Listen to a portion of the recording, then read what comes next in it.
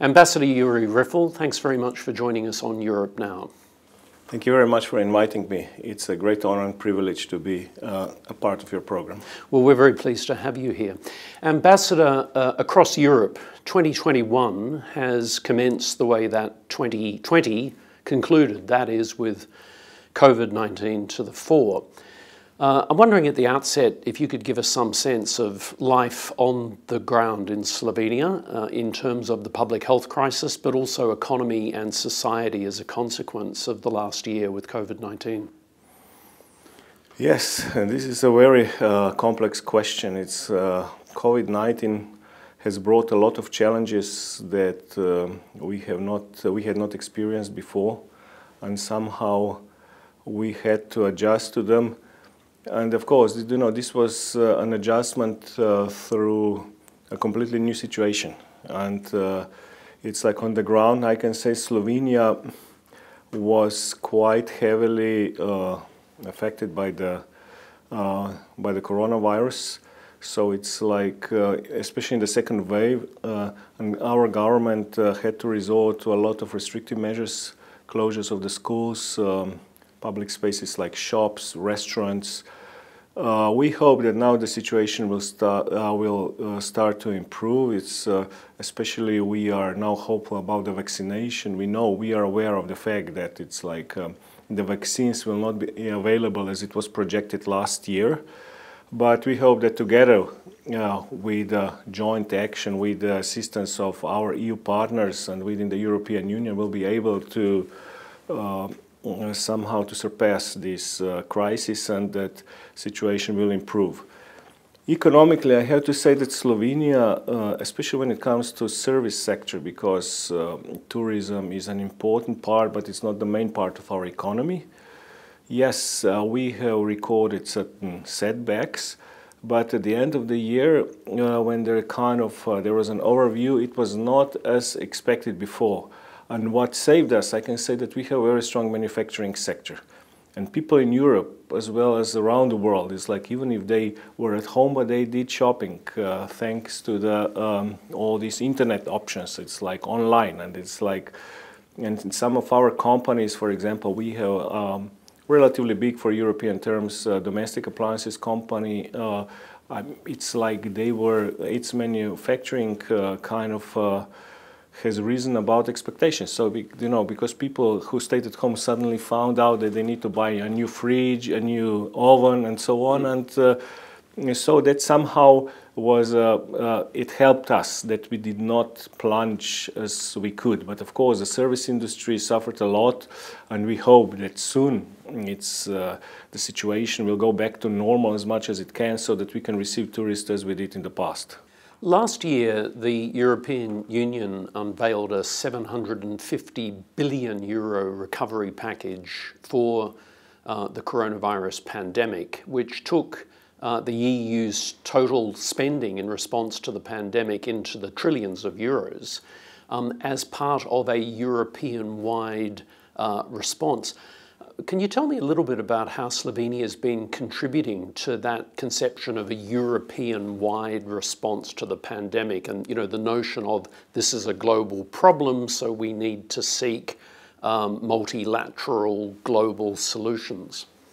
We didn't have any problems at all. On the contrary, this is, if I say that we expected a move like that from the European Union, maybe this is a little bit far-fetched, but still, it's like, you know, when we joined the European Union 17 years ago, yeah, this year it is going to be 17 years in May, we joined it because it's like we believe that it's like we are stronger together. And one of these strengths is solidarity, that we help each other. And it's like, it's not, of course, there are development differences between the countries, but you should address them as the European Union does that through the cohesion funds, and especially in the times of crisis that could a little bit slow down this the process of diminishing the development differences, that you come up with a package as was that recovery package, or Next Generation EU as it is officially called. And we believe that that was not good, but that was an excellent move by the European Union. And it's something that keeps Europe alive, and it shows its resilience in spite of certain, let me say, political kind of disagreements, but still it shows that we can stay together, and it's somehow it is reinforcing our strength as a union. Prior to COVID-19, climate change had been top of the political agenda across Europe. Although obviously in the last 12 months there have been a lot of claims and counterclaims about how COVID-19 is impacting on Europe's aim to achieve a climate neutral EU. Most recently, there's been the European Commissioner and President has argued that Europe is on track for the EU to be carbon neutral by 2050. Can you tell me a little bit about what actions Slovenia is taking and has been taking in order to achieve those objectives? Yes, well, I can say that, of course, first it's like within the European framework, certain policies to be followed. It's like, and then, but this is then on the operational level. It's like, okay, still it's like 30 years. It's like. We try to resort, we have to renewable sources of energy. Already now it's almost 1/3 of our electricity is manufactured in the hydroelectric power plants. We have one big coal power plant, but it's like we shall see how this will go. It's like anyway, we know that at some point this will be a kind of, even if the life cycle will not be exhausted, it's like that somehow we will need to do something else. We have one nuclear power plant that is now, whose life cycle has been extended, and there are some consideration that we should maybe build another nuclear power plant. It's a kind of we don't see it as a long-term solution, but we see it as a kind of this temporary solution, how that we could address this the carbon emissions, and so this is what we try to do. And also now in the last years, especially in the last 2-3 years, more there have been more efforts dedicated to expand the public transportation, especially the trains. It's like, okay, Slovenia is a kind of has a very long tradition of railway connections. It's like the first railways came to Slovenia in mid-40s of the 19th century. So it's like we are pretty much like the other developed European countries. But unfortunately, I don't know, in the last decade somehow we did not develop the railway network as we should, and we invested a lot of money that was necessary. It's like to expand the network of our motorways, but that, of course, it's inevitably kind of it propelled the usage of cars. It's like, because then if you have kind of a little bit the railways that are not as you would expect them to be at the beginning of 21st century. And then if you have nice motorways, I mean, the choice is logical. It's like an individual person, then of course he or she would say, okay, let me buy a nice car. It's like, why should I spend more time in a train to use to commute? But this is now also one of the goals, and it's like we have started already a few years ago, but now there's all the first results are already there. And this is the way how we would tackle that. And you know, one important element that is like how to fight the climate change or carbon emissions is that Slovenia is a very green country. Almost 60% of territory is covered by forests. It's only Finland and Sweden are more forested countries than Slovenia. So it means that we already consume a lot of carbon. It's like, so to say, it's like that it's somehow stored in our biomass, so to say, in the forest that we have. So it's, but now it's more on the side of it's like energy production and energy consumption. It's like, it's also conservation is important. And in this, for example, I would like to point out something that I'm very proud of. There's a project under the EU umbrella how to develop the so-called smart grids, especially now when you have the renewable sources of electric energy. And you know, for example, nuclear power plant or coal power plant, you can practically shut it down. But for example, wind turbines, you cannot. And so what it happens when you have a surplus of electricity in your grid? So our public distributor was, because its project was the best, was entrusted by the European Union to develop a smart grid solution for countries, of course for us, Austria, Germany, France, Belgium, Hungary, Romania, among others. So this is also something, it's like there is energy, but how to use it? It's like not just, this is a kind of, if I say so, industrial thinking. A lot of it has to do with this kind of socialist, communist past. Let's produce more and more. Okay, fine, but let's also focus on conservation. How much we could, for example, with the same amount of energy that we could raise productivity, that we could get more out of it. And that's why a lot of our companies, and this is kind of stimulated by our government, it's like they resort to, and they know it's a kind of that they need to kind of conserve energy. And what is important is it's not just the policies, but there is a mindset that everybody in a society is convinced about that this is something good. It's like that you have to do something. It's not just about this big talk or I'm going to plant a tree next Saturday. Sorry, I mean this is also good, but it's like that it's constantly on your mind and you keep thinking about it. So for example, like in business environment, what I'm going to do to reduce the consumption of energy. Which technologies can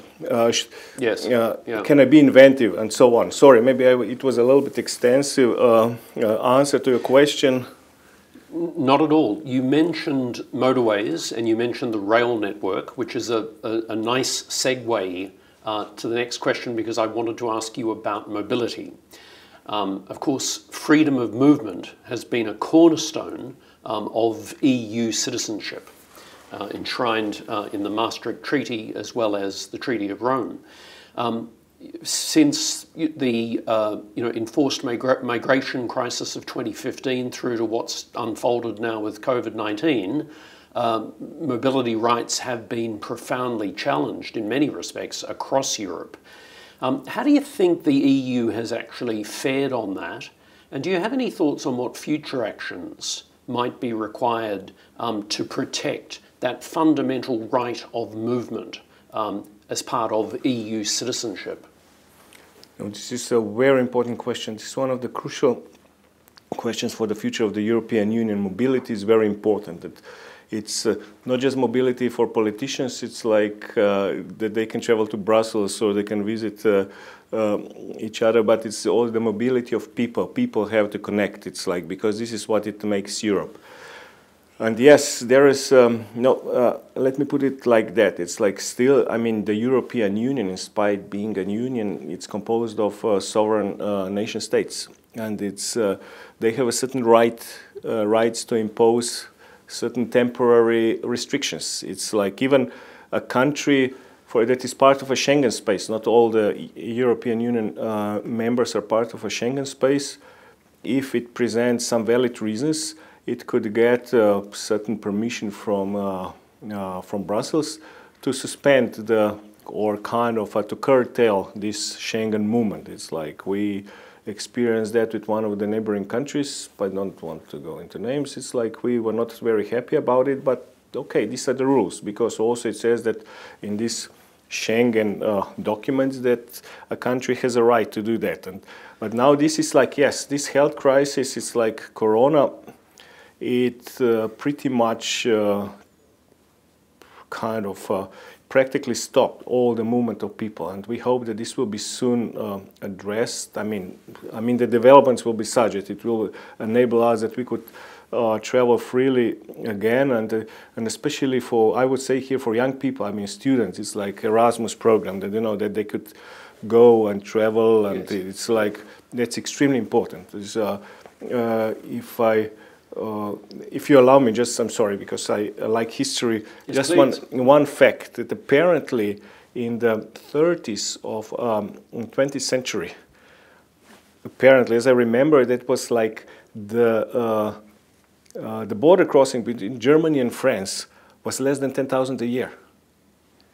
Is that, I mean, this is, one cannot think of something like that. This is, for example, from Slovenia to Italy on a normal day, more people would cross on both sides. It's like, we are 2 million, okay, Italy is bigger, but mostly the regional one. And it's like, and this is like if you, okay, nowadays we live in the era of this global communication, IT and so on, but still human touch is important. It's like, it's that you go there, that it's like, we are the European Union, but we are composed of different culture and culture environment. Let's go around, let's meet another culture, let's experience it, and it's, let's see other people and find out that they're not much different from us. And that has been, this mobility has been the very cornerstone of European trust and everything, pretty much everything what we have built in the last 50 years.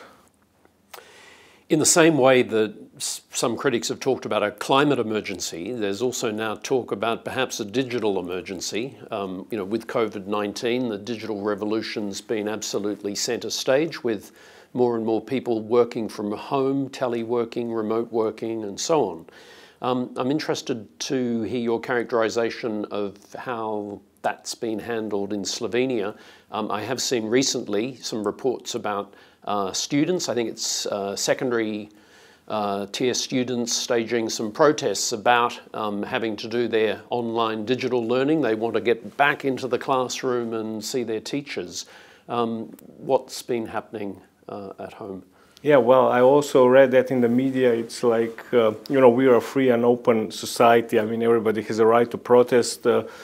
I cannot really kind of make an assessment because I'm not there in Slovenia. It's like how this goes. It's like, but I can definitely tell you that, I mean, this digital agenda is extremely important. It's like that the European Union in some way anticipated, I don't want to say, but it's like it may, now in retrospect, it may seem so, the kind of outbreak of Corona, because just last year in February, a big package of these digital documents was adopted. And of course, it's good because it's like the European Union now has come to a conclusion that it's lagging behind both, if I say so, kind of, I would say, economic rivals, United States and China. Rivals, I wouldn't competitors or something, and that we need to do something more in a more organized fashion. And that's why, for example, digital agenda is an important part of the trio, EU presidency trio. This is composed of Germany, Portugal, and Slovenia. Slovenia taking the presidency in the second half of this year as the last one. And it's like, in spite of maybe this just accelerated a little bit or more, or even more. It's like this Corona crisis that we need to do more and to be more active. And it's like, and maybe also it revealed some practical solutions that otherwise we would need years or maybe more time to reach them. The other day I read in an interview with the CEO of one of our companies, which is one of the main suppliers to the top German automotive companies, and he said that Corona, in fact, accelerated the technological development for 3 to 5 years, because it's like you were focused and you were forced to find solutions. It's like turbocharging. Yeah, turbocharging. Yeah. It's like, I don't want to compare it to a wartime when it's like a lot of inventions of the post-war, in fact, were kind of came out of the war necessity. But it's like also this was a kind of a crisis, and it's like it forced people, and it showed that we humans, we are intellectual, much bigger capacity that we are aware of. It's like we just need, maybe we need to be cornered a little bit, and then all this potential comes out. Speaking of turbocharging, there's some suggestion now that the free trade agreement between the European Union and Australia has got this new dynamic to it, certainly from the Australian side because of increased tariffs from China. There's a lot of focus on the possibilities of the free trade agreement, with the Australian minister indicating that he would like to see all of this finalised in 2021. Do you think that's doable? And can you say something about the importance of the FTA to the EU in respect of Australia?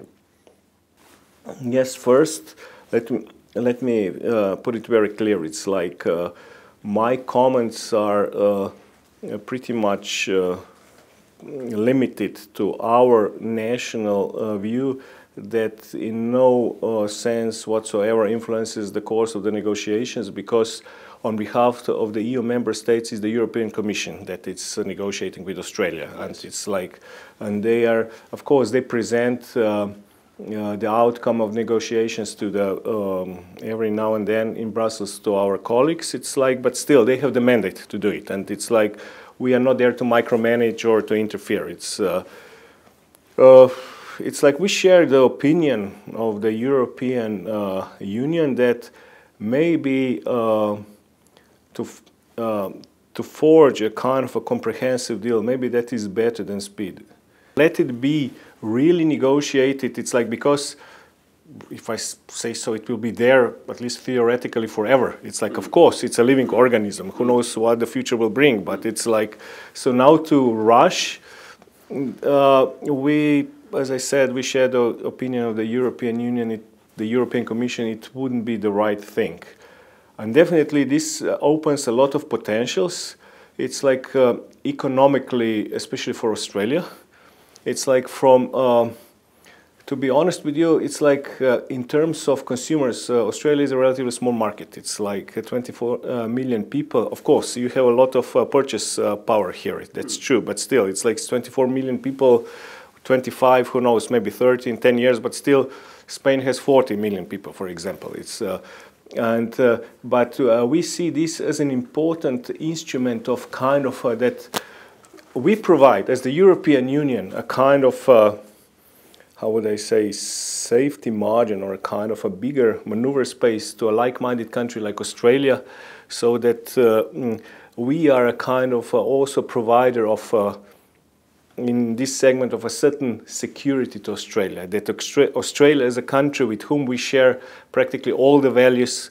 It's like it's not exposed, but it's like that it has a space where it could provide its economic security, and that's the European Union. Still, I think the biggest or the second biggest market in the world. It's like, and this is how, from our perspective, from Slovenian, we also see that. It's not just, how, like this market approach. It's like how much money at the end of the day, but it's like it's a wider, it's a long-term perspective. I'd like to ask you something about your work here in Australia and the work that your colleagues at the embassy do. Firstly, I mean, can you tell me something about the nature of Slovenian communities, the dynamics and the size and so on across Australia, and how that's been tracking? Yeah, well, it's like, to be honest with you, one of the main reasons at the beginning of 90s that we opened our embassy here, it's like as one of the first ones, it's like around the world, especially outside Europe, was the fact that from our perspective there is a sizable Slovenian community here in Australia. It is, there are mostly immigrants from 50s, 60s, majority of them came here for economic reasons, some of them also for political reasons, and they are pretty much distributed among the main urban centers in Australia. And we don't interfere with their life, or far from that, because especially second, third generation, I mean, they are even first generation, they're Australian citizens. It's like, but it's like, but they are Australian citizens that have a kind of a little bit more sympathetic ear towards Slovenia. So let me put, because of the their background. But of course, we know that this is changing. It's second, third generation. They're full-fledged Australians. For example, they watch Australian rules football that we don't understand, and it's like they like it, cricket, whatever. It's like fine. It's fine with us, but still that they feel a little bit of affinity towards Slovenia. So. And that's important for us. It's like so that it's a kind of that in the Australian society we have some, if I say so, allies for our cause. But as I said, we consider them Australians. Of course, they have these ethnic relations, and so this is. I try to be, and the embassy tries to be kind of connected with them as much as possible. But it is like we have to follow this. dynamics of evolution of this, because the first generation, they came here, it's like they were a little bit more separated. They brought from Slovenia culture patterns that are the traditional ones. Now the second, third generation, as I said, they're Australians, and they do not maybe fit into those patterns. It's like, and so it's sometimes it's a challenge. It's a little bit difficult how to attract them to maybe to light the spark of this Slovenian kind of a relation in the second and third generation. It's we try to do that with a special government office in Slovenia for diaspora to see and kind of I say that maybe there. I think that we are successful, but anyway, we just try to present to them Slovenia as a modern country. It's like, and it's like you have to go beyond these culture patterns that existed 60, 70 years ago. But Slovenia is a modern country, and in terms of values, we are pretty much like Australia, open, democratic society based on the rule of law. So, finally, Jurij, down the line, decades from now, what would you hope to be the case in terms of a kind of development and deepening of the relationship between Australia and Slovenia? What would be your wish? How do you see this relationship possibly developing and the benefits flowing from it? Well, I can say that, you know, because we live in such a dynamic environment and turbulent world, it's difficult to say, but definitely that these relations just grow and deepen, as I said, because we are like-minded countries. It's like sharing the values, and it's like Australia here is the smallest continent or the biggest island.